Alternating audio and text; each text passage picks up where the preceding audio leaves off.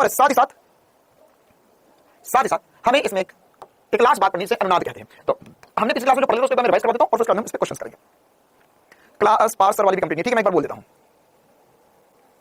चलो हाँ भाई, तो ये हम पिछली क्लास में पढ़ चुके हैं ऑलरेडी। एक बार फटाफट रिवाइज कर लेते हैं। हमारे पास क्या होता है, हमारे पास एक आई होता है और एक वी होता है। तो जब हम वी एल की बात करते हैं तो हमारे पास देखो एकदम बेसिक सी बात है, धारा होती है और विभव होता है। तो मैं सबसे पहली बात आर परिपथ की बात करता हूं, उसमें क्या होगा, वी और आई दोनों एक ही दिशा में होंगे। फिर वी एल की बात होगी तो सर ये एल आगे निकल जाएगा और वी पीछे रह जाएगा। और फिर आर की बात होगी तो दोनों समान होंगे और सी की बात होगी तो सर विभव नीचे रह जाएगा और धारा आगे चली जाएगी। बस इतनी सी बात जो ध्यान रखनी है। पाई बाय 2 का फेज डिफरेंस होता है। और इसमें एक्सेल जो होता है वो क्या बराबर होता है, एक्सेल जो होता है ओमेगा एल के बराबर होता है। इसमें एक्सी जो होता है 1 ओमेगा सी होता है। प्रतिघात बोलते हैं, प्रेरक प्रतिघात और घातीय प्रतिघात। पाई बाय 2 पीछे, ठीक है।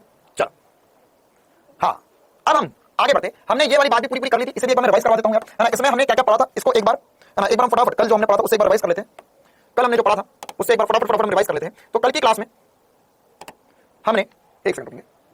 हाँ, तो कल की क्लास में लेक्चर नंबर 3 में मैंने जो सब कुछ आपको बताया था, एक बार जल्दी देख लेते हैं हम यहाँ से और उसके बाद हम इसके क्वेश्चंस करेंगे। तो मोस्ट इंपोर्टेंट बात क्या कहते हैं, ये वाली बात है कि v बराबर होगा vl का √vl माइनस vc का स्क्वायर प्लस vr का स्क्वायर होगा। ये तीनों जब श्रेणी में होते हैं तो हमारे पास vc plus vl plus vr बराबर v होगा। इसके अलावा साथ ही साथ यहाँ पर जो इसका कलार बनेगा उसमें क्या होगा, धारा को हमने बेस में माना और vl ऊपर होगा vc नीचे होगा, तो vr इधर होगा, तो इनका परिमाण कैसे निकालेंगे। सर ये हो जाएगा vl माइनस vc और ये vr, इनका नेट जो आएगा सर वो यही लिखा जाएगा √vl माइनस vc का स्क्वायर प्लस vr का स्क्वायर। अब इससे परिमाणी में हमने पता चला कि vr इस तरफ होगा या धारा इस तरफ होगी और v परिमाणी इधर होगा। तो ये कब होगा, जब मेरे पास, ध्यान सुनना इस बात को, जब मेरे पास vl बड़ा होगा vc से, तब मेरे पास विभव परिमाणी विभव ज्यादा होगा या आगे होगा धारा से। बोल हाँ या ना, क्या बोल रहा हूं, फिर से सुनो। जब मेरे पास यहां पर जब मेरे पास VL बड़ा होगा VC से, तो मैं क्या बोलूंगा, जब मेरे पास VL बड़ा है VC से तो मैं बोलूंगा कि मेरे पास विभव आगे होगा धारा से। और जब VC बड़ा होगा VL से तो मैं बोलूंगा धारा आगे होगी विभव से। और किससे होगा, tan phi लिख सकते हैं VL VC बटे R से। इसके अलावा साथ ही साथ हमने यहां पर देखा था सर इन सबका मिलाकर जो तुल्य प्रतिरोध होगा या इन सबको मिलाकर जो तुल्य प्रतिरोध है उसे हम Z बोल सकते हैं। और Z को हमने प्रतिबाधा नाम दिया था। और Z क्या होगा, इंपीडेंस या प्रतिबाधा होगा। और इसके लिए हम फिर से वही वाली बात कर सकते हैं, वैल्यू निकाल सकते हैं V बराबर √VL - VC का स्क्वायर प्लस VR का स्क्वायर। यहां पे V की जगह I * Z और VL की जगह I * XL और VC की जगह I * XC और VR की जगह I * R का स्क्वायर। ये बन गया √1 I XL - I XC का स्क्वायर प्लस I R का स्क्वायर। इन सब में से I कॉमन है, कैंसिल हो गया। X की जगह हम धमाकेदार तरीके से याद रखिए √X - XC का स्क्वायर प्लस R का स्क्वायर। और यहां पे जो ट्रायंगल बना ट्रायंगल बनाता है, ट्रायंगल में पता चलेगा XL - XC होगा R Y Z हो जाएगा। ये ऊपर की तरफ होगा जब XL बराबर XC बराबर XL से तो उल्टा बन जाएगा, नीचे की तरफ आ जाएगा। और साथ ही साथ यहां पे कौन बनेगा, हम tan phi बोल सकते हैं। और tan phi जो है XL - XC अपॉन R होगा। तो इसके बाद में लिखते हैं 99% क्वेश्चन में XL और XC दिया होगा और R दिया होगा, तो हम tan phi आसानी से निकाल सकते हैं बिना Z निकाले हुए। लेकिन हमारे पास एक इंपॉर्टेंट सवाल है जिसमें पावर फैक्टर cos अल्फा और जो cos phi से नहीं होता लंब बटे tan और सॉरी आधा बटे tan और R बटे Z, इसमें पावर फैक्टर बोला था। और यहां पर हमारे पास इन सभी कंडीशंस में XL, XC और R 99% क्वेश्चन दिया होगा, निकालना होगा, आसानी से निकाल पाएंगे। और इसके अलावा साथ ही साथ यहां पर जो phi की वैल्यू phi आगे होगा पीछे को, हमें बस परिमाण लिखना होगा, ध्यान रखना। और यहां पर ऐसा नहीं होगा, इनमें बहुत कम क्वेश्चन ऐसा होगा जिसमें हमारे पास phi की वैल्यू 0 आ जाएगी, ठीक है ना। phi की वैल्यू कुछ ना कुछ आएगी, पावर फैक्टर की वैल्यू कुछ ना कुछ आएगी ही आएगी। तो ये हमने पावर की बात कर ली। अब हमें इस पे क्वेश्चंस की शुरुआत करनी है। अच्छा, इसके अलावा मैंने आपसे बहुत इंपॉर्टेंट बात उसके अंदर रखी हुई थी। अब आप बताइए मैं इसे पढ़ाऊं या ना पढ़ाऊं, या आपको ये बात समझ में आती है क्या। क्वेश्चन में जरूरी नहीं है कि आपको V L और R या L R C तीनों दिए जाए। क्वेश्चन में बहुत बार ऐसा आपको दो दिए जाएंगे। अच्छा, L और C नहीं दिए जाएंगे क्योंकि LC परिपथ जो है ना वो हमारे मतलब LC दोलन जो है हमारे सिलेबस में हटा दिए। लेकिन हो सकता है कि आपको केवल ये दोनों भी दे दे, L और C दे दे एक प्रत्यावर्ती स्रोत लगाकर, या 99% चांसेस आपको देंगे R और C दे देंगे, R और L दे देंगे। तो मुझे नहीं लगता कि इसको ऐसे पढ़ने की जरूरत है, क्योंकि बहुत बार होता है कि बच्चे जो है या पढ़ते वक्त या पढ़ाते वक्त ऐसा किया जाता है, पहले R L C तीनों को अलग-अलग पढ़ाते हैं, फिर दो पढ़ाएंगे, R C पढ़ाएंगे, R L पढ़ाएंगे और फिर R फिर L C पढ़ाएंगे, फिर बाद में बोलेंगे अगर इन तीनों को लगा देंगे तो R L C परिपथ बन जाएगा। मेरे हिसाब से ज्यादा अच्छा ये रहता है कि आप तीनों को पढ़ लिया, आपके पास सबके फॉर्मूले। अब अगर मान के चल इसमें L नहीं है तो क्या करेगा, यहाँ पे L मत लिख, यहाँ पे L मत लिख, XL मत लिख, C नहीं है तो VC XC हटा दे, फॉर्मूले बन गए फिर से। तो वो हम सीधे क्वेश्चन के रूप नहीं करने वाले, उसमें हमें फिर से फॉर्मूले बनाने की कोई आवश्यकता नहीं है। चलो, तो यह सब कुछ हम कल पढ़ चुके थे। अब हम आगे बढ़ते हैं सवालों की ओर। नीट 2019 के सवाल से नहीं करेंगे हम शुरुआत, हाँ इस सवाल से करेंगे शुरुआत। चलो, क्वेश्चन आपके सामने, जल्दी से सवाल को जवाब बताओ, प्रतिबाधा क्या होगी बताना आपको। आपको क्वेश्चन में बोला गया कि यहाँ पे R यहाँ पे L, कौन सा परिपथ है सर, ये RL परिपथ है। क्या आपने RL परिपथ पढ़ा, नहीं पढ़ा सर, तो भी कोई दिक्कत वाली बात नहीं। RLC पढ़ दिया, उसमें से C को डिलीट मार देंगे, उसमें से C को डिलीट मार देंगे। अब बताओ क्या आंसर, जल्दी बताओ। तो हमारे पास इनको एक बार पढ़ लो और खुद से सॉल्व करने की कोशिश कर लो, है ना। तो यहाँ पर क्या होगा, ये 150 ये 200 आपको इसका तुल्य बताना। देखो तो क्या बिना पेन किया जा सकता है, सब प्रतिबाधा निकालनी है। ये क्या दिया मेरे पास, ये R दिया है, ओके वेरी गुड। ये क्या दिया, ये XL दिया है। आंसर जो होता है वो √R XL - XC का स्क्वायर प्लस R का स्क्वायर। अच्छा, XC तो है ही नहीं, तो आंसर जो होगा मेरे लिए Z जो आएगा, प्रतिबाधा जो आएगी वो आएगा √ में XL प्लस R का, XL का स्क्वायर प्लस R का स्क्वायर। ये आंसर कितना आएगा, 50 150 200 250 250 तक answer point question sir solve नहीं करना। अरे क्यों करना सॉल्व, क्यों करेगा सॉल्व, 250 आंसर आ गया, कैसे सॉल्व करोगे, अरे मत करना। देख वर्गमूल में 200 का स्क्वायर प्लस 150 का स्क्वायर कितना आएगा, वो 200 से ज्यादा आएगा ना, 200 से ज्यादा आएगा तो 250 आएगा। बस आपको यकीन नहीं होगा, करके देख लो, बस एग्जैक्ट 250 नहीं आएगा, ऊपर नीचे आएगा, अप्रॉक्सिमेटली आंसर 250 लिख सकते हैं। करो इसको सॉल्व, 250 आना चाहिए। ओके, अगला सवाल। हाँ, नेक्स्ट क्वेश्चन ये क्या है ऊपर, तो इसका रहेगा। चलो हाँ, अगला क्वेश्चन, एसी परिपथ में 220 वोल्ट का स्रोत लगाया गया, प्रतिरोध हमें बोला गया 220 ओम का है। अच्छा, आवृत्ति 50 हर्ट्ज से, प्रेरक तो 0.5 है। ये तो परिपथ में शक्ति, अच्छा शक्ति धारा, ओके लीव इट शक्ति धारा, नो भाई शक्ति धारा, नो नॉट नो। अभी यहां पे दूसरा सवाल करो, शक्ति धारा क्या होगी मैं आपको बताऊंगा। हाँ भाई, अगला सवाल निम्नलिखित परिपथ में RLC हमें दिया गया है, तो अब आपको बताना है कि इसमें विद्युत वाहक बल, स्रोत का विद्युत वाहक बल क्या होगा। खुद से सॉल्व करो, जल्दी से बताओ क्या आंसर। रोहित कुमार, तुम्हारी डिमांड इतनी सारी है। क्वेश्चन नंबर 1, क्वेश्चन नंबर 2, चलो हाँ हमें V बताना है, V का मान बताना है। तो कैसे करेंगे, अब अब मुझे लगता है सब कुछ छोटे सवाल लगेंगे आपको। VL माइनस VC का स्क्वायर प्लस VR का स्क्वायर होना चाहिए। तो अंडर रूट VL ये कितना हो जाएगा सर? VL हो जाएगा 60 माइनस 100, डरे मत, कोई दिक्कत वाली बात नहीं, स्क्वायर वैसे भी ये हो जाएगा 30 का स्क्वायर है ना। ये क्या दिया हुआ ना, ये VR दिया हुआ है, बोला नहीं लेकिन लिखा तो ये VR है, ये VR है, ये VC है। करो सॉल्व, बताओ सर ये तो 3 4 5 करते हुए ये लगा 40 का स्क्वायर प्लस 30 का स्क्वायर का वर्गमूल 50 आता है। ये तो जन्म से करते आ रहे हैं। ये लगा अंडर रूट माइनस 40 का स्क्वायर, माइनस 40 का स्क्वायर करो तो 40 आएगा, माइनस 30 का स्क्वायर, ये हो जाएगा 50 वोल्ट, 50 वोल्ट। ठीक है, चलो अगला 50 वोल्ट। ठीक है, चलो अगला क्वेश्चन नंबर 3, प्रत्यावर्ती परिपथ में एक्सल दिया, एक्सी दिया हुआ, आर दिया हुआ, जेड क्या होगा? करो यार, आप ही करो आज को, जल्दी जल्दी करो, क्या होगा? टेस्ट का सिलेबस मैंने आपको 1 लाख बार बता दिया है, 1 लाख एक बार और बता देता हूं। पिछला चैप्टर पूरा आएगा, एक बार जितनी बार पूछोगे ना उतना चैप्टर बढ़ा दूंगा। चलो अब एक बार पूछो, एक चैप्टर बढ़ा देता हूं आज में। पिछली बार मतलब जो पिछला चैप्टर था विद्युत चुंबकीय प्रेरण वो पूरा आएगा, प्रत्यावर्ती धारा पूरा आएगा, और अब इसके बाद में आज वाला चैप्टर हो जाएगा, कल मैं आपको पढ़ाऊंगा ईएम वेव्स, विद्युत चुंबकीय तरंगे, वो चैप्टर भी पूरा आएगा। 3 चैप्टर आएंगे टेस्ट में। अब एक बार पूछो कल। चल ठीक है, मामला आया सभी आंसर सही बात। कैसे करेंगे सर? z निकालना है, under root XL minus XC का स्क्वायर प्लस आर का स्क्वायर। तो ये क्या होगा? अंडर रूट प्लस 100 का स्क्वायर, तो वर्गमूल में 100 का स्क्वायर प्लस 100 का स्क्वायर, ये मैं लिख सकता हूं 100 रूट 2। अरे 100 प्लस 100 ऐसा 100 का स्क्वायर मत कर देना ना, ये हमने करा हुआ है कि under root a square plus a square root 2a होता है। तो 100 into 1.414 या 100 से मल्टीप्लाई करोगे 41, सॉरी ये 100 से मल्टीप्लाई करोगे 141.4 ओम आंसर आता है। ठीक है, चलो क्वेश्चन नंबर 3 के बाद क्वेश्चन नंबर 4 की तरफ हम बढ़ते हुए बेखौफ तरीके से हमारे क्रम आगे बढ़, 3 के बाद क्वेश्चन नंबर 4 की तरफ हम बढ़ते हुए बेखौफ तरीके से हमारे क्रम आगे बढ़ते जा रहे हैं। अब हम एक और नए सवाल की तरफ बढ़ चुके हैं। टेस्ट में क्या क्या आएगा? टेस्ट में विद्युत चुंबकीय प्रेरण, प्रत्यावर्ती धारा, विद्युत चुंबकीय तरंगे और किरण प्रकाशिकी और प्रकाशिक यंत्र पूरा चैप्टर आएगा। चलो बताओ भाई, एक और सवाल आपके सामने, आपको बोला है प्रतिरोध R, अच्छा ये दोनों सिरों के मध्य VR, संधारित्र के दोनों सिरों के मध्य VC और प्रेरक के दोनों सिरों के मध्य VR है, VL आपको दिया गया है। तो आपको बताना है यहाँ पे VR के पदों में स्रोत का विभव क्या होगा, प्रत्यावर्ती स्रोत का विभव क्या होगा? उसका आंसर 200 होगा। वाह बेटा, कौन सा गणित तेरा ये? 100 21 दिन में पैसा वाली स्कीम लगी, तुम्हारे हाथ में है। टेस्ट में क्या क्या आएगा एक बार और पूछो तो मैं एक ऐसा सिलेबस बताऊंगा, है ना। और चिंता ना करो, है ना, मैं बहुत खतरनाक आदमी हूं, मैं सच में सिलेबस में दे दूंगा, फिर बेटर ना होते कि टेस्ट में तो इतना आ गया, है ना। और उसके बाद में उस टेस्ट में जो बच्चों ने गंदा परफॉर्म करा सबको A स्टार बच्चा डालूंगा। फिर टेस्ट में क्या क्या आएगा? टेस्ट में 11 और 12 का फुल सिलेबस टेस्ट आएगा। इस संडे आपका फिजिक्स का फुल सिलेबस टेस्ट पे, नीट पैटर्न पे, है ना। और मेरे काम आसान है, मेरे पास बहुत सारे फुल सिलेबस टेस्ट बने हुए, तो संडे एक फुल सिलेबस टेस्ट डाल दूंगा तुम्हें, करते रहना बैठकर। हाँ भाई इसको सॉल्व करो यार, तुम काम की बात करो। ये होगा सर अंडर रूट VL का स्क्वायर, अब फॉर्मूला नहीं लिखूंगा मैं, ये हो जाएगा 3R का स्क्वायर, 3VR का square, sorry 3VR minus 2VR का स्क्वायर प्लस VR का स्क्वायर। कितना होगा? 3 में से 2 गए सर, 2 एक बचा, तो VR का स्क्वायर प्लस VR का स्क्वायर फिर से बचा यहाँ पर, ये फिर से हो जाएगा VR रूट 2 VR आंसर आ जाएगा, है ना। मंजीत बोल रहा है और लगा हुआ है, मानने को तैयार ही नहीं है, बोल रहा है सर देखो 100 का स्क्वायर और 100 का स्क्वायर जोड़ोगे तो 20,000 आएगा, 20,000 का वर्गमूल तो 200 आएगा, क्या करे, है ना। अगर ये पढ़कर या ऐसे सवाल कर तो गलती से डॉक्टर बन भी गए तो पहली बात तो इंसान डॉक्टर नहीं बन पाओगे, फिर दूसरी बात तुम डॉक्टर बनोगे जानवरों के, और जब भैंसी को इंजेक्शन लगाने जाओगे तुम, है ना, तो भैंसी भी पीछे मुड़ेगी और एक स्माइल देगी, और ये तुझसे ना हो पाएगा, मुझे पता है तुमने फिजिक्स क्लास में क्या किया था। अगर 4 का वर्गमूल, इतना तो बताना यार कि 4 का वर्गमूल 2 होता है, तो यहाँ पे जो वर्गमूल में यहाँ पर कितने जीरो आ गए, ये 2 है तो 2 में 2 ही लिख देगा क्या? 4 होगा बेटा तो 2 करेंगे ना। चलो अगला सवाल, हाँ क्वेश्चन नंबर, अब कुछ अच्छे सवाल करेंगे, question number 5, question number 5 NEET 2021 का सवाल, बढ़िया सवाल। हाँ तो क्या होगा क्वेश्चन? अच्छा सवाल है ना। अब ये मतलब एक तरीके से ऐसा सवाल इसमें हमने जो पढ़ा उसका पूरा यूज होगा। क्वेश्चन बोला है कि दिया गया परिपथ है जिसमें L है, एक C है और एक R है, बहुत ही बढ़िया, और बोला है एक V स्रोत लगाया गया। फिर बोला है कि यहाँ पर विभवांतर 40, 10 और 40 वोल्ट दिया गया। फिर बोला LRC श्रेणी परिपथ में प्रवाहित धारा, अच्छा ये एक्चुअल है, इसमें लिख लो यहाँ पर धारा का अधिकतम मान, मैं खुद से नहीं कर रहा हूँ, ये एक्चुअली नीट में 2021 में जो सवाल आया था उसमें 10 रूट 2 एम्पियर जो दिया गया वो अधिकतम मान है। तो अब आपको पता करना है कि यहाँ पर परिपथ में प्रतिबाधा कितनी आएगी, Z निकालना है आपको। मतलब क्या होगा सर, मुझे धारा दी गई है, ओके सर धारा एक अगले पन्ने पे सॉल्व करता हूं मैं, इससे तो छोटा ही है, अच्छा चलो यही कर देते, कोई बात नहीं होगा। हमें I नॉट का मान दिया गया 10 रूट 2 एम्पियर दिया गया है। अच्छा अब यहाँ पर V का मान बताओ, V का मान बताओ, V का मान क्या आएगा सर? फिर से वही सॉल्व करना है, कहां सॉल्व कर लो, ये लगा 40 10, तो जब 40 माइनस 10 का स्क्वायर प्लस 30 का स्क्वायर तो आ गया 50 वोल्ट आ गया। अच्छा सर अब मुझे क्या निकला? Z निकालना। अब Z कैसे निकलेगा? Z निकलेगा सर V बटे में I से, किससे निकलेगा? V बटे में I से निकलेगा। अब क्या आएगा आंसर बताओ भाई? तो सर वो 10 रूट 2 बटे में 50 करेंगे, है ना, या सॉरी 50 बटे में 10 रूट 2 करेंगे, तो मेरे हिसाब से क्या आएगा बताओ? आपके हिसाब से क्या आएगा? 5 रूट 2 आंसर आ रहा है सर, 5 रूट 2 तो ऑप्शन नहीं है, क्या आएगा आंसर? 5 बटा रूट 2। अच्छा ठीक, 5 बटा रूट 2 ऑप्शन नहीं है, 5 बटा रूट 2 ऑप्शन नहीं। 30 कहां से आया? ये रखा ना। अच्छा R में यहाँ पे 40 है, यहाँ 40 दो 40 वहां पे माइनस करके 30 आएगा, यहाँ माइनस करके 30 आएगा, 30 और 40 50 बनाएंगे। इसमें एक गोलमाल है क्या? ये धारा का अधिकतम मान दिया हुआ I0, और ये जो बिन बोले तुमने निकाला है, ये कौन सा मान निकालते हो? हम बोलते नहीं है, जब बोलते नहीं है तो वो RMS मान होता है।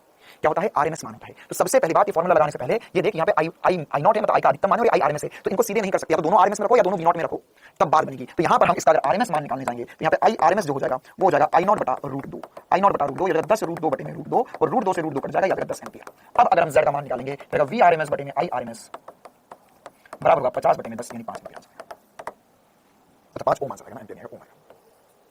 क्या ये बात चमकी सभी को, है ना? क्या इंपॉर्टेंट सी बात इस सवाल में, इसमें अधिकतम मान दिया गया था धारा का और प्रतिबाधा पूछी थी, और यहाँ पर कुछ नहीं बोला, मतलब क्या आरएमएस मान है यार, तो आप डायरेक्ट नहीं कर सकते, आपको पहले उसमें दोनों में आरएमएस आरएमएस रखना पड़ेगा, दोनों में वी नॉट वैल्यू होनी चाहिए, तब जाके बात बनेगी।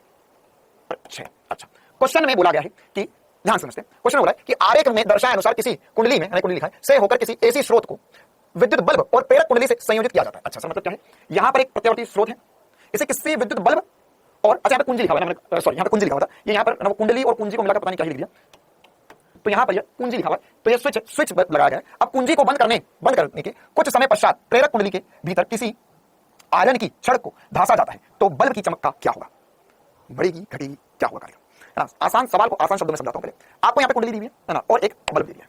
अब साथ साथ एक कुंजी है, एक स्विच है, और यहाँ पर जैसे ही हम स्विच को बंद करेंगे, तो यहाँ पर बल्ब जलने लगा, यहाँ पे प्रेरक भी लगा हुआ है। अब जब हम इसके अंदर एक आयरन रॉड लगा देंगे, तो अब आपको बताना है कि बल्ब की चमक का क्या होगा, बढ़ेगी घटेगी या समान रहेगी। कैसे सोचेंगे, देखो क्या होगा सर कि यहाँ पर, तो ये क्वेश्चन बढ़िया है, इसमें आपके बहुत सारे कंसेप्ट चेक हो जाएंगे ना। जैसे ही हम एक आयरन रॉड लगाएंगे, तो इसमें जो पहले कुछ बल्ब जल रहा था, अब इसमें आयरन की एक रॉड लगा दी गई, एक आयरन या लोहे की एक रॉड इसमें छड़ इसमें धंस दी गई है। तो इसमें धंसने के बाद में क्या होगा सर, इसमें लगाने के बाद में क्या होगा, इसका एल, अब बताओ क्या बदलेगा सर, इसका एल जो है प्रेरक, तो वो बढ़ जाएगा, इसका एल बढ़ जाएगा। मुझे कैसे पता, मेरे को पता है सर, इसमें एल बराबर होता है म्यू नॉट, ये पूरा फॉर्मूला हमने पढ़ा था पिछले चैप्टर में पढ़ा था। एल का मान क्या होता है, एल का मान होता है mu not an square A into, L क्या लिखा है, स्व प्रेरकत्व का मान लिखा जा रहा है यहाँ पर, तो यहाँ पर यह म्यू नॉट के समानुपाती होता है। अगर मेरे पास कोई दूसरा पता, हवा है, हवा के अलावा मैं और कुछ रख दूंगा, हवा के अलावा और कुछ रखूंगा, तो वहां पर उसका म्यू रखना पड़ेगा। हमें पता है छड़ जो होती है लोहे की छड़, तो लो चुंबकीय पदार्थ होता है, लो चुंबकीय पदार्थ का म्यू तो बहुत ज्यादा होता है हवा के मुकाबले, तो इसमें एल का मान बढ़ गया। अब इसका एल का मान बढ़ गया, तो इसका एक्सेल का मान बढ़ गया। अच्छा सर, मतलब कुल मिलाकर इसका प्रतिरोध बढ़ गया, इसका प्रतिरोध बढ़ गया, मतलब ये जो विभवांतर खा रहा था वो विभवांतर बढ़ गया, तो इसको अब विभवांतर कम मिलने लगेगा, इसको विभव कम मिलेगा, तो इसको विभवांतर या वीआर की वैल्यू बढ़ेगी, तो वीआर की वैल्यू घटेगी, क्योंकि ये दोनों श्रेणी में लगे हुए हैं, तो एक बढ़ेगा तो दूसरे को घटना पड़ेगा, क्योंकि वी का मान तो नहीं है, तो अल्टीमेटली उसकी चमक कम हो जाएगी, बल्ब की चमक कम हो जाएगी। या धारा के रूप में समझना, तो धारा के रूप में समझ सकते हो आप क्या कि सर एल बढ़ेगा, एक्सेल बढ़ेगा, तो इसका प्रतिरोध बढ़ेगा, मतलब इसका तुल्य प्रतिरोध या प्रतिघात बढ़ गया। तो सर हमें पता है वी बराबर आई इनटू जेड होता है, वी बराबर आई होता है, वी बराबर आई इनटू जेड बढ़ गया, तो जेड बढ़ेगा, वी तो समान है, तो धारा कम आएगी, परिपथ की धारा कम हो जाएगी, इसको धारा कम मिलेगी, इसको धारा कम मिलेगी, इसकी चमक धारा कम, वोल्टेज कम, कुछ भी कम, इसकी चमक तो कम ही हो जाएगी। क्या ये सभी को बहुत जोरदार तरीके से चमका? क्या ये सवाल सभी को बहुत जोरदार तरीके से चमका? सेम सवाल में अगर आपको ऐसा बोला होता कि मेरे पास यहाँ पर एक संधारित्र लगा हुआ है और एक बल्ब लगा हुआ है, मेरे पास यहाँ पे एक बल्ब लगा हुआ है, ठीक है, और सेम कहानी यहाँ पर एक एसी स्रोत है। अब इस संधारित्र के अंदर अगर मैंने क्या डाल सकता हूं, पराविद्युत पदार्थ डालूंगा, तो अगर मैंने इसके अंदर पराविद्युत पदार्थ डाला के, तो बताओ भाई बल्ब की चमक बढ़ेगी या घटेगी? सेम सवाल, अब देखते कितने बात है, बताओ भाई क्या होगा।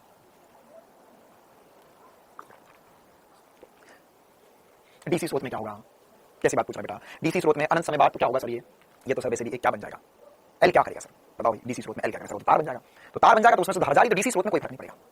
हाँ करवा देता हूं, डीसी स्रोत दिखा दो, पहले बताओ इसमें क्या होगा, इसमें क्या होगा, इसमें क्या होगा सर, इसमें जैसे ही आप पराविद्युत पदार्थ डालोगे, लिख लो चाहो तो स्टेटमेंट, लिख लो चाहो तो स्टेटमेंट, है ना, अपने आप को स्वामी विवेकानंद मत समझो कि मैंने जो बना दिया बोर्ड पे बना हुआ था, मैंने कॉपी में बना लिया, मुझे तो हमेशा सेट हो गया दिमाग में, ये लिख लो कुछ हुआ था, मैंने कॉपी में बना लिया, मुझे तो हमेशा सेट हो गया दिमाग में, ये लिख लो क्वेश्चन में कि यदि समान सेम सवाल में एक संधारित्र लिया जाए और संधारित्र में के पराविद्युत पदार्थ डाला जाए, तब क्या होगा बल्ब की चमक को, तो सर के डालेंगे तो सी बढ़ेगा, तो एक्सी कम हो जाएगा, तो ये वेक्टर होता है एक्सी, यहाँ पर अगर यहाँ पर मैं बोलूंगा एक्सी, तो एक्सी का एक्सी एक बड़ा होगा, तो सी बढ़ेगा, एक्सी कम हो जाएगा, एक्सी कम हो जाएगा, वीसी कम हो जाएगा, वीसी कम हो जाएगा, यहाँ पे वीआर की वैल्यू बढ़ जाएगी, इसके लिए ज्यादा विभव मिलेगा, मतलब ये इसकी चमक बढ़ेगी, चमक बढ़ेगी, चमक बढ़ती है। इसी प्रकार से इसके बहुत सारे वेरिएशंस पॉसिबल है। एक साल में अगर आपको बोला होता कि यहाँ पर चलो सर डीसी स्रोत में क्या होगा, तो अब आप लोग बताओ कि डीसी स्रोत में क्या होगा। डीसी स्रोत अनंत समय बाद, डीसी स्रोत में ऐसा सवाल आएगा तो अनंत समय बाद ही बोलेगा, अनंत समय बाद इसमें एक छड़ लगा दी गई, अनंत समय बाद क्या होगा, अनंत समय बाद क्या होगा डीसी स्रोत के लिए, डीसी स्रोत के लिए क्या होगा, तो सर यहां पर देखो अनंत समय बाद ये तो वैसे भी एक तार बन चुका है, अनंत समय बाद क्या होता है सर, अनंत समय बाद ये एल जो है वो तो एक तार बन चुका है, क्या बन चुका है, तार बन चुका है, तो इसमें मैं लोहे की छड़ डालूं निकालूं कोई फर्क नहीं पड़ेगा, कोई फर्क नहीं पड़ेगा उसमें, अगर वो एक तार बन चुका है, एक तार बन चुका है, तो तार बन चुका है, तो एल का मान, तो सर एल का मान अगर मैं बदल भी दूंगा तो वो तो मतलब वो तो लगा तो वैसा वैसा ही है यार, तो उसमें अनंत समय बाद क्या हो जाएगा सर, अनंत समय बाद मैं ऐसा बोल सकता हूं कि इस कंडीशन में तो अगर ये एक तार बन चुका है, तो तार बन चुका है, तो उस पर तो कोई फर्क नहीं पड़ने वाला है। क्लियर मामला आ गया समझ में? चलो आगे बढ़े, क्या ये बात क्लियर है सभी को?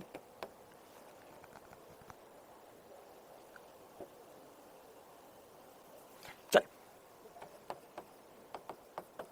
लिख लिया, चल आगे बढ़ते क्वेश्चन 6 के बाद में से ये क्वेश्चन 6 7 8 इसमें 3 सवाल काम करते हैं, क्वेश्चन नंबर डाल देता हूं ताकि आपको ध्यान रहे कि हां ये अलग अलग सवाल थे। Question number 7 question number 8। चल आगे बढ़ते क्वेश्चन नंबर 9 की तरफ। वही बकवास सा सवाल। 10 सेकंड में बता दो जवाब, 10 सेकंड में जवाब बता दो, 10 सेकंड में जवाब बता दो, स्टेटमेंट जवाब बता दो, स्टेटमेंट लिखवा दो। यार मतलब 7-8 महीने पढ़ने के बाद मुझसे भी फिर भी तुम्हें स्टेटमेंट की जरूरत पड़ रही है सवालों में। लिख लो, यदि सेम सब कुछ लिखो ना, सेम सब कुछ होगा। यहां पर मेरे पास भी एसी स्रोत की जगह इतना पूरा नहीं लिखना, यहां पर एसी स्रोत की जगह डीसी स्रोत किया जाए तो क्या होगा। चलिए क्वेश्चन नंबर 9 बताओ आंसर क्या है इसका। पेन नहीं उठाना है, शर्त यह है पेन नहीं उठाना है, पेन नहीं उठाना है। यहां पे प्रतिबाधा क्या आएगी, प्रतिबाधा क्या आएगी,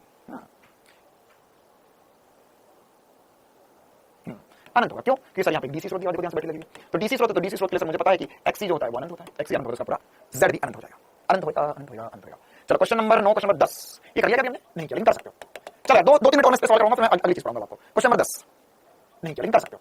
चलो 2-3 मिनट और मैं सॉल्व करूंगा, फिर मैं अगली चीज पढ़ाऊंगा आपको। क्वेश्चन नंबर 10 कुछ अलग सवाल करवाएंगे हम आपको, वो जो शक्तिहीन धारा क्या होती है, इसमें शक्ति पे सवाल कैसे बनते हैं वो सारे देखेंगे। कर लोगे खुद से, एक्सएल माइनस एक्सी करोगे तो हो जाएगा 8 माइनस 6 मतलब होगा सर 2, तो 2 का वर्ग प्लस 100 का 10 का वर्ग तो हो जाएगा 104, 104 का वर्गमूल करोगे तो 10.2 आ जाएगा। अरे पेन क्यों उठा रहे हो इतनी सी बात पे। क्वेश्चन नंबर 11 नीट 2022 का सवाल, क्वेश्चन नंबर 11 नीट 2022 का सवाल कर लिया हमने? नहीं ये नहीं किया। हां बताओ क्या होगा, प्रत्यावर्ती स्रोत का शिखर वोल्टेज बराबर किसके होगा, शिखर वोल्टेज किसके बराबर होगा।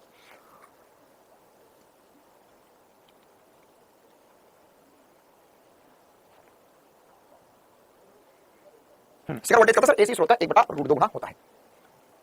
कोई दिक्कत? अच्छा हमें पता है आई नॉट जो होगा है ना, हमें बोला है कि यहां पर आई नॉट जो होगा वो क्या होगा, √2 गुना आई आरएमएस होता है, हमें पता है सही है। आई नॉट बटा √2 आई आरएमएस होता है, तो क्या आएगा आंसर, ए या डी? ए होगा, ए होगा पक्का। देखो बात ये बैच 1 वाले सारे डी बोल रहे, बैच 2 वाले ए बोल रहे। अच्छा अब बदल दिया जवाब। एसी स्रोत आरएमएस मान का √2 गुना होगा न्यूट्रल बाइस का एकदम आसान, स्रोत आरएमएस मान का √2 गुना होगा न्यूट्रल बाइस का एकदम आसान सवाल। Question number 11 question number 12। चलो हां अब बताओ क्या आएगा आंसर। क्वेश्चन में बोला है कि हमारे पास देखते कौन दिमाग लड़ा पाता है। 2 पीएम पे क्लास कब शुरू हो गया, 2 पीएम पे क्लास का चक्कर ये हो रहा है कि मतलब आपकी बायो की भी क्लास होती है ना, और जो दूसरा बैच उड़ान बैच वाला वो बच्चे मान नहीं रहे कि नहीं हमको 2 बजे नहीं, हमारी स्कूल होती है हम तो 4 बजे क्लास करेंगे, तो सब लोग साथ में मान जाए तो 2 बजे सबकी क्लास करवा रहे हैं, लेकिन वो लोग 4 बजे से लेना चाहते हैं और आपकी बायो क्लास भी 3 बजे होती है, फिर वो शेड्यूल जम नहीं पा रहा अभी, तो कोशिश करता हूं मैं जमाने की अगले हफ्ते तक कुछ ना कुछ। चलो बताओ इसमें क्या होगा ना, और उड़ान बैच में पास अभी पढ़ा रहे हैं तो उनकी क्लास फिर अभी 7:30 बजे से होती है।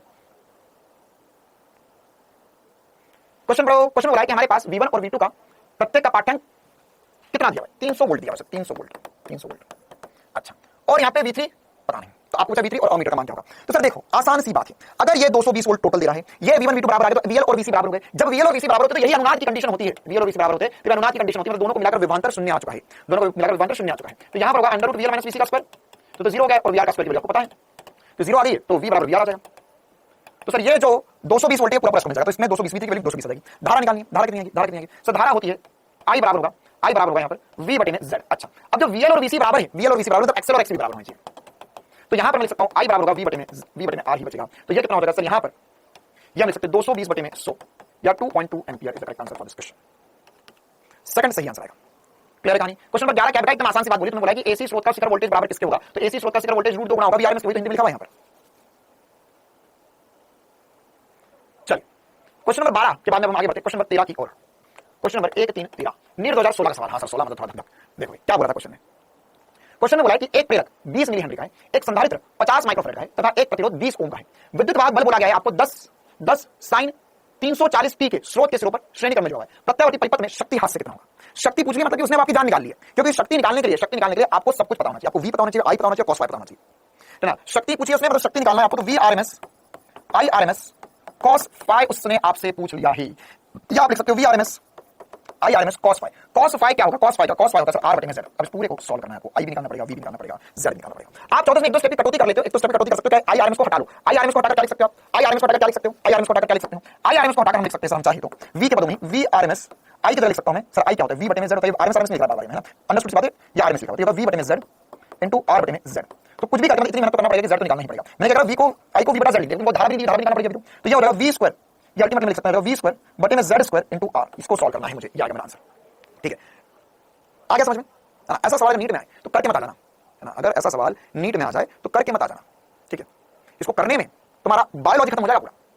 अभी तुम्हें मजाक लग रही है मेरी बातें, क्यों सर? क्योंकि देखो यहां पर एक्चुअल में तुम्हें प्रतिरोध तो दिया है, लेकिन प्रेरक और एक्सेल और एक्सी नहीं दिया हुआ है। अभी अगर तुम्हें जेड निकालना है तो तुम्हें एक्सेल और एक्सी भी निकालना पड़ेगा। आर दिया हुआ है तुम्हें 40 ओम। अब निकालो एक्सेल क्या होगा, तो एक्सेल होता है सर ओमेगा इंटू एल। अब ओमेगा ये दिया हुआ है, ये दिया हुआ है ओमेगा, तो ये होगा 340 इंटू एल। एल की वैल्यू कितनी है? 20 मिली हेनरी। तो यहां पर इसको मल्टीप्लाई करोगे तो कितना हो जाएगा? 68 और ये होगा 2 0 तो 6.8 ओम होगा। फिर निकलेगा XC, फिर निकलेगा XC, क्योंकि तुम्हें Z निकालना है, Z निकालना है, तो फिर XC निकलेगा। अब XC जो होता है वो क्या होता है? XC निकलेगा ओमेगा 1 बाय ओमेगा C, जो होगा 1 बाय ओमेगा। ओमेगा का 340 इंटू C, C की वैल्यू कितनी दी है? 50 माइक्रोफैराड, 50 इंटू 10 की घात -6। अब इसको तो मैं नहीं सॉल्व कर सकता भैया, इसको सॉल्व करोगे तब जाके आपका XC आएगा। तो इसको सॉल्व कैसे करेंगे सर? क्या वैल्यू आएगी? देखो 10 की घात 6 ऊपर चले जाएगा, ये हो जाएगा 340 इंटू 50, ये 0 से 2 0 कर लेंगे, 10 की घात 4 आ जाएगा, 10 की घात 4 बटे में इसको मल्टीप्लाई करो, कितना आएगा सर? 5 4 20 रीड ओवर 2 17, तो ये होगा 1000 बटे में 17 ओम। देखो एक बार कैलकुलेशन सही चल रहा है, 1000 बटे में 17 ओम आएगा। तो यहां हमारे लिए XC आया, XL आया, आ रहा है, फिर Z आएगा, फिर Z आएगा ना। और कभी कभी तो ये ना एक सवाल आता है निर्देश 17 में आया था शायद, उस सवाल में तो हद ही पार कर दी थी। 17 में आया शायद, ये मतलब 16 का ही सवाल है, एम्स में उसमें हद पार कर दी कि यहां पर ओमेगा तुम्हें इतना प्यारा आदमी ने ओमेगा तो दिया, उसने ओमेगा नहीं, उसने फ्रीक्वेंसी दे दी। तो फ्रीक्वेंसी को सॉल्व करना और मुश्किल। यहां पर पूरा 2 पाई f into l 1 by 2 pi f into c, उस पूरे को सॉल्व करो, है ना। तो यहां पर कितना हो जाएगा? अब यहां 12 थोड़ी ना आएगा, 5 से गुणा करना है, 5 से गुणा करना है।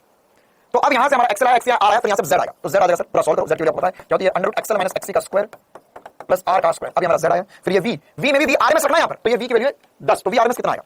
V RMS हो जाएगा सर 10/√2, ठीक है, 10/√2। और उसको सॉल्व करो, यहां पर सॉल्व करो, तो V RMS 10/√2 का स्क्वायर, Z बोला, Z का स्क्वायर हो गया, R का स्क्वायर हो गया, ठीक है। और मान के चलो तुम यहां पे जंग जीत भी गए, तुमने सॉल्व कर भी दिया, तो ऑप्शन देखो 0.5 0.6 0.7 0.8, पॉइंट की गलती करके तुम्हारा आंसर गलत हो जाएगा, पॉइंट की गलती करके तुम्हारा आंसर गलत हो जाएगा, है ना। थोड़ी सी दया होती अगर इसके मन में, बच्चों के प्रति थोड़ी दया भावना होती, थोड़ा भी प्यार होता बच्चों की तरह, बच्चों के मन में ना, थोड़ी भी देव भावना होती, तो ये ऑप्शन कम से कम ऐसा बना देता 100 150 1000 वॉट। तुम्हारा बच्चा आए तो अप्रोक्सीमेशन से निकाल सकते हो, अप्रोक्सीमेशन निकाल सकते हो, इतना खतरनाक ऑप्शन है।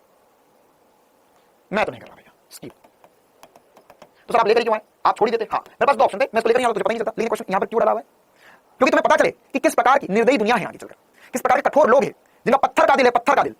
तो ये जो सवाल है, ऐसा सवाल आए नीट में, तो आप छोड़ जाना, क्योंकि ये सब सवाल करोगे तो और क्या कर पाओगे ना। अगर आप ये वाला सवाल करोगे और ये सवाल इतनी मेहनत से करोगे, तो बस एक ही गाना आपके लिए कोई गा सकता है कि इस पत्थर से ना मारो मेरे दीवाने को ना, तो ये सवाल आप स्किप कर सकते हैं। चलो क्वेश्चन नंबर, कितना पत्थर से ना मारो मेरे दीवाने को ना, अगर आप ये वाला सवाल करोगे और ये सवाल इतनी मेहनत से करोगे, तो बस एक ही गाना आपके लिए कोई गा सकता है कि इस पत्थर से ना मारो मेरे दीवाने को ना, तो ये सवाल आप स्किप कर सकते हैं। चलो क्वेश्चन नंबर, कितना बकवास आदमी, दो बार आ गया। चलो हटाओ इसे। हाँ, ये अगला सवाल है, क्वेश्चन नंबर 13, क्वेश्चन नंबर 14। हमें 2012 में पूछा गया था औसत शक्ति क्या होगी। हाँ करके बताओ जल्दी से, ये आपको करना है, ये आपको करना है। मैं खतरों का खिलाड़ी हूं, कौन है ये? रोहित बेटा, तू कैसे क्यों ऐसे कमेंट कर रहा है ना? खतरों का खिलाड़ी हूं, सीधे सड़क पर चल नहीं पाता तू, और खतरों से खेलना तुम्हें, सीधे सड़क पर चलते चलते गिर जाते, नॉर्मल खाना खाते खाते तुम्हें ठसका लग जाता है, लेकिन तुम्हें खतरों से खेलना है। चलो हाँ, अगला सवाल 2012 का, ये आसान सवाल, जल्दी से बताओ इसे। अब क्वेश्चन में बोला कि हमारे पास ताक्षणिक मान दिया गया, हमें औसत शक्ति निकालनी, तो औसत शक्ति क्या होती है सर? वेरी गुड, औसत शक्ति P average is V RMS I RMS cos phi। तो V RMS, देखो आप चाहो तो इसको ऐसा लिख सकते हो ना, V0 into I0 बटे में 2 cos phi, ये भी ऑप्शन होगा, मतलब ये भी सेम ही बात है, क्योंकि आपको अधिकतम मान दिया, आपका RMS मान निकालो, RMS मान निकालो, सही 1/2 आएगा, या आप चाहो तो ऐसा लिख सकते हो 1/2 into 1/2 बटे में 2, आपकी जैसी मर्जी हो। cos phi मुझे कलांतर दिखाई दे रहा है, पाई बाय 3, बहुत ही बढ़िया आदमी है। तो √2 into √2 2 हो जाएगा, 2 into 2 4 हो जाएगा, 1/4 into 1/2 हो जाएगा, cos phi by 3, cos 60 की वैल्यू 1/8 वॉट आंसर आ जाएगा। तीसरा बिल्कुल सही बात, उसमें तुम कितनी मजदूरी कर सकते हो, कुछ एक आध क्वेश्चन आ सकते हैं भयंकर कैलकुलेशन वाले, ये देखने के लिए तुमसे छोड़ते हुए करते हो। चलिए हाँ भाई, ये वही वाला क्वेश्चन है जैसे मैंने आपको बताया था, question number 14, question number 15, NEET 2015 का सवाल। ये जो सवाल है, ये मैंने आपको क्वेश्चन कर रहा था 16 वाला खतरनाक सवाल, उसका फॉर्मूला है पूछा था 15 में ना, मतलब इतनी दिल पे लगा ली बात, पता नहीं 2016 में किसने पेपर बनाया, क्या खा के पेपर बना दिया उसने, बताया अच्छा 2015 में फॉर्मूला, 2016 में न्यूमेरिकल ही पूछ लिया उसको, वो भी खतरनाक वाला। चलो कोई बात नहीं, क्वेश्चन बोलो, सवाल बताने की, सवाल का जवाब बताने की कोशिश करो।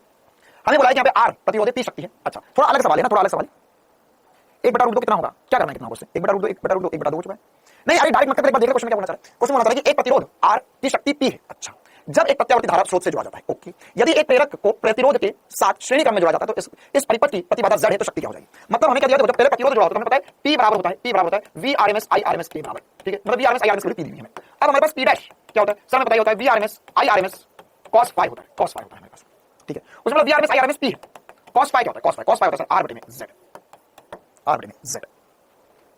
अरे तुक्का क्या कर रहे हो तुम, मतलब सुन तो लो मैं क्या बोल रहा हूं, क्वेश्चन क्या बोल रहा है, बस लगे पड़े हो डी चिल्लाने में, है ना। वहां पर धारा को हटाकर, बिल्कुल सही बात, धारा को हमने हटा किया था, लेकिन वहां पर देख तो लो क्या बना था, देख तो लो वहां पे क्या बना था, वहां पे v² by z² r था, ठीक है, वहां पे p लिखा, p, तो क्या आंसर आ जाएगा। तो सर यहां पर v RMS into I RMS को p बोल दिया, तो ये प्रतिरोध के लिए था, और यहां पे cos phi r बटा z होता है, तो आंसर आ जाएगा दूसरा वाला। ठीक है मामला, अच्छा खत्म हो गया मामला। ठीक है, अब मैं आपको एक लास्ट बात पढ़ा देता हूं इसमें, जिसको हम बोलते हैं शक्तिहीन धारा क्या होती है। जिसका हमने एक सवाल देखा, ये वाला शक्तिहीन धारा क्या होती है। देखो छोटी सी हेडिंग डाल लेंगे अपनी कॉपी में, शक्तिहीन धारा। शक्तिहीन धारा में एक तो आपको कमाल की चीज बताता है ना, शक्तिहीन धारा पहले बढ़ते हैं। शक्तिहीन धारा ये क्या चक्कर है सर? देखो हमारे पास मान के चलो एक एलआरसी परिपथ है, एक आर भी है, एल भी हो सकता है, सी भी हो सकता है, तीन हो सकता है। ठीक है, तो यहां पर मॉड्यूल में डी आंसर दिया रखा है, मैंने देखा है, एक बार देख लेता हूं फिर से।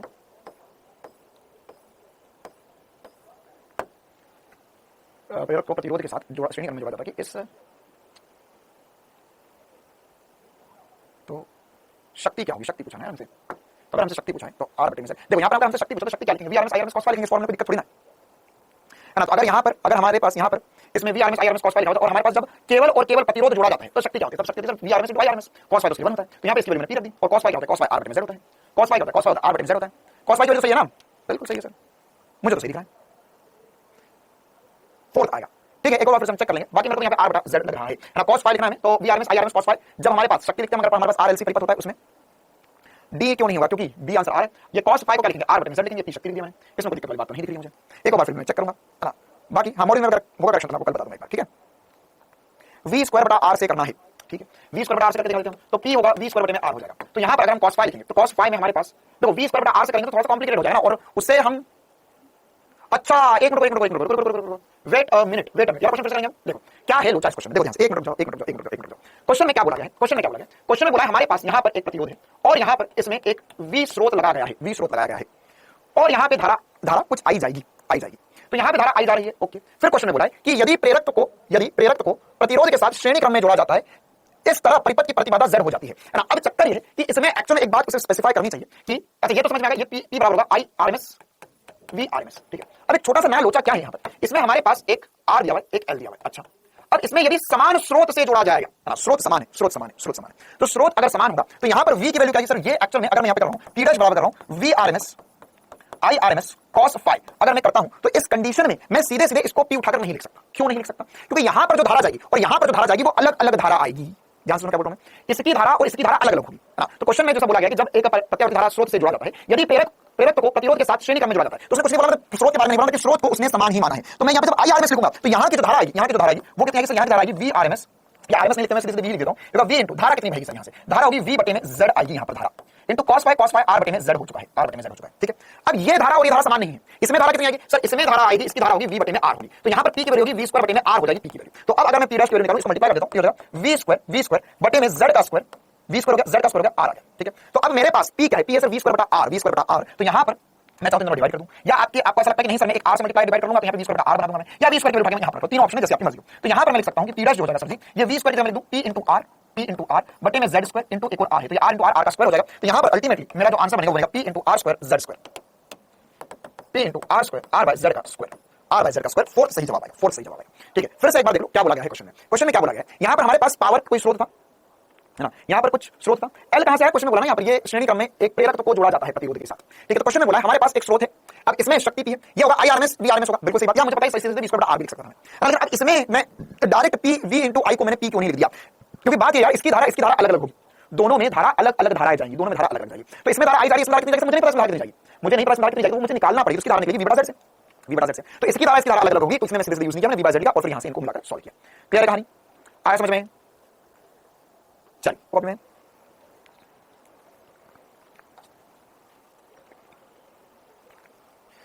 एग्जाम में जो थ्योरेटिकल क्वेश्चन आते हैं राजा शेख, एग्जाम में जो थ्योरेटिकल क्वेश्चन आते हैं जो मैंने कहा उससे भी आते हैं या एनसीईआरटी से भी आएंगे। पी क्यों नहीं लिखा, कहां पर पी क्यों नहीं लिखा, ये पी डैश नए वाले परिपथ लिखा है। ठीक है, चलो आगे बढ़ते और भी कुछ बातें समझते हैं। ओके, अब नेक्स्ट हेडिंग अभी हमने डाल दी शक्तिहीन धारा। शक्तिहीन धारा क्या होती है, अब हमें समझना होगा शक्तिहीन धारा क्या होती है। देखो अभी हमने पढ़ा कि सर मेरे पास अगर एलआरसी परिपथ होता है तो उसमें मेरे पास यहां पर धारा ऐसी आई थी और वोल्टेज ऐसा आया था, यहाँ पे वीएल था, वीसी था, वीआर था, सबको मिलाकर मैंने बोला था यहाँ पर वोल्टेज ऐसा आ सकता है। ठीक है, लेकिन मैं चाहूं तो इसको ऐसा भी कर सकता हूं, तो धारा आगे वो वोल्टेज आगे कोई फर्क नहीं पड़ता, वो तो डिपेंड करेगा यहाँ पे वीएल का वीसी से। लेकिन अभी समझने के लिए अगर मैं इसको ऐसा बना दूं कि सर वोल्टेज इधर आ जाए और धारा ऊपर चली जाए, ये गलत है या सही है? सही है सर, हो सकता है ना कि धारा ऊपर चली जाए वोल्टेज नीचे आ जाए, धारा ऊपर चली जाए वोल्टेज नीचे आ जाए। ठीक है, तो यहां पर हमारे पास इसमें धारा के घटक कर सकते हैं। हम शक्ति को जो लिख रहे हैं ना उसको समझने का एक और नया तरीका है हमारे पास। मैं क्या है शक्ति को समझने का एक नया तरीका, इसलिए अगर मैं धारा के दो घटक कर दूं यहां पर, तो धारा का एक घटक आएगा जिसे बोलूंगा आई कॉस फाई और धारा का एक घटक आएगा जिसमें बोलूंगा आई साइन फाई। ठीक है, तो देखो यार, अब मुझे पता है धारा का एक घटक वोल्टेज की दिशा में है, तो मैं ऐसा बोल सकता हूं कि सर शक्ति जो होता है, शक्ति होता है v इंटू आई, या मैं चाहता हूं v i cos phi. Sir इनको साथ में लेकर ये फील लेने के लिए एक्चुअल में शक्ति तो v इंटू आई ही होता है, लेकिन यहां पे धारा का एक वो घटक जो वोल्टेज की दिशा में वो एक्चुअल में मुझे शक्ति हाथ से देगा, या वो शक्ति बताएगा, वो शक्ति देगा। आई बात समझ में? तो यहां पर हो गया आई cos फाई, वोल्टेज धारा का वो घटक जो वोल्टेज की दिशा में, तो v इंटू आई cos फाई, ये पावर बन गया। तो सर ये वाली धारा कहां गई? आई साइन फाई, इसका तो किसी ने कुछ किया ही नहीं, और ये ना तो शक्ति में आ रही है, तो इसीलिए इसे शक्तिहीन धारा नाम दे दिया। क्या नाम दे दिया? शक्तिहीन धारा नाम दे दिया। तो मैं क्या बोल सकता हूं, धारा के दो घटक होंगे, धारा का एक घटक होगा आई cos फाई और एक होगा आई साइन फाई। तो आई cos फाई क्या होगा? धारा का वो घटक जो शक्ति में आता है, ये क्या करेगा? ये शक्ति बनाएगा, या ये शक्ति कितनी होगी उसके ऊपर चर्चा करेगा, v i cos फाई बनाएगा। और ये जो होगा, यह घटक किसी में नहीं जाएगा, ये घटक जो है वो शक्ति में नहीं जाएगा, और ये घटक हम कुछ भी नहीं कर पाए। तो एक्चुअल में हम ये बोलेंगे कि यह जो होगा वो शक्तिहीन होगा, ये शक्तिहीन होने वाला है, शक्तिहीन होने वाला है। तो धारा का यह घटक जिसको हम क्या बोलते हैं? आई cos फाई, और इसे हम बोलते हैं शक्तिहीन धारा। ठीक है, क्या बोलते हैं? शक्तिहीन धारा। तो आपको क्वेश्चन पूछा जाए शक्तिहीन धारा क्या है, तो होगा आई साइन फाई। तो इसको हम चाहे तो ऐसा लिख सकते हैं कि शक्तिहीन धारा जो हो जाएगी, इसे पावरलेस करंट बोलते हैं, पावरलेस करंट, शक्तिहीन धारा। ठीक है, आई साइन फाई, और साइन फाई को धारा को निकालने का प्रोसेस वही पढ़ाना है। साइन फाई को हम लिख सकते हैं लंब बटे आधार, या ये हम यहां पर कौन सा वाला त्रिभुज लिख रहा हूं? इंपेडेंस फाई, तो अभी भी हमारा जिंदा ही है। अरे ये त्रिभुज तो जिंदा है ना यार, यहां पर ये सब कोण फाई हो गया था, तो इसमें ये सामने वाली भुजा कहते हैं वीएल माइनस वीसी, ये था मेरे लिए आर, ये था मेरे लिए आई। तो साइन फाई आप चाहे तो लंब बटे कर्ण से भी लिख सकते हो, लंब बटे कर्ण से भी लिख सकते हो। ठीक है, यहां पर एक्चुअली मेरे पास वी तुल्य था, ये वी तुल्य था, तो लंब बटे कर्ण से लिख सकते हो। एक्सएल एक्स आर दिया हुआ, तो उसके पदों में भी आप बस त्रिभुज से साइन फाई निकालना पड़ सकता है, आपकी जैसी मर्जी हो वैसे निकाल सकते हो। अगर आपको एक्सएल एक्सी दे दिया जाए, अगर वी लिखोगे वी आर आना चाहिए, लेकिन एक्सएल एक्सी दिया तो एक्सएल माइनस एक्सी, और ये एक्स आर होगा, ये जेड हो जाएगा, तो उससे भी हम शक्तिहीन धारा निकाल सकते हैं। ठीक है, तो यहां पर से पावरलेस या वॉटलेस करंट भी बोला जाता है ना। हां, पावरलेस भी बोल सकते हैं, वॉटलेस भी बोल सकते हैं, वॉटलेस करंट या पावरलेस करंट भी लिखा जा सकता है ऐसे। ठीक है, हां, ये वॉटलेस करंट ही है, वॉटलेस करंट मतलब एक ऐसा करंट जो शक्ति नहीं दे रहा है। कितनी विचित्र सी बात है ये। तो इसी पर बेस एक सवाल था हमारे पास, क्वेश्चन बोला था नीट 2019 में सवाल पूछा गया था कि यहां पर हमारे पास क्वेश्चन बोला था नीट 2019 में सवाल पूछा गया था कि यहां पर हमारे पास अच्छा नहीं, ये तो दूसरा ही सवाल है, वो कहां गया? चलिए सवाल भी नहीं किया हमने, ओके वाला सवाल भी कर ले। पहले वाला सवाल बता दो। क्वेश्चन बोला गया हमें ये एक एसी स्रोत है जिसमें 220 वोल्ट का स्रोत लगाया गया है, प्रतिरोध 220 ओम का है, यहां पे आवृत्ति जो है वह कितनी दी गई है? 50 हर्ट्ज दी है, प्रेरक तो 0.7 हेनरी है। तो परिपथ में शक्तिहीन धारा कितनी होगी? शक्तिहीन धारा कितनी होगी?